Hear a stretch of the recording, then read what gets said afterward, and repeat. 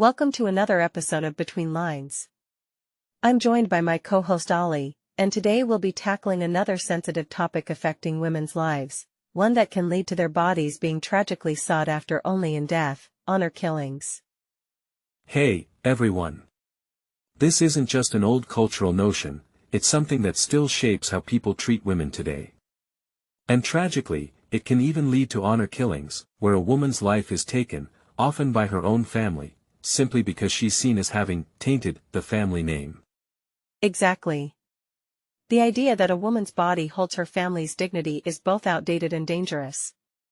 For centuries, and even today, society has often treated women like guardians of honor, while ignoring the humanity, the individuality, the personhood of those women. Right. It's like all of her achievements, kindness, intelligence, and personality vanish if she's seen as impure. Her worth becomes reduced to something biological, whether or not her body has been touched. But here's the twisted part: even if she was assaulted or manipulated, blame still falls on her. Absolutely.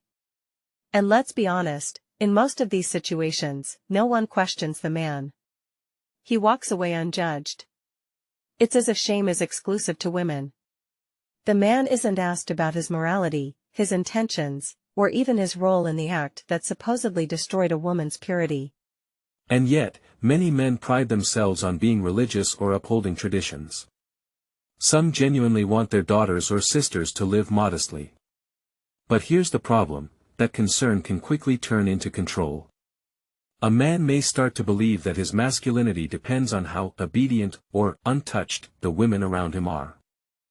Let's flip the scenario. Imagine a sister catches her brother committing adultery. She's deeply religious. She might cry. She might feel pain. But she won't say, "My honor is gone." She'll try to talk to him, reason with him, guide him back. She'll approach him as a human being in need of growth, not as a disgrace. That's a really powerful comparison. The standards are completely different, even within the same family. Men are given space to make mistakes, and even to repeat them. Women? One misstep, or even a rumor, and they're branded forever. And here's a line I want our listeners to think about.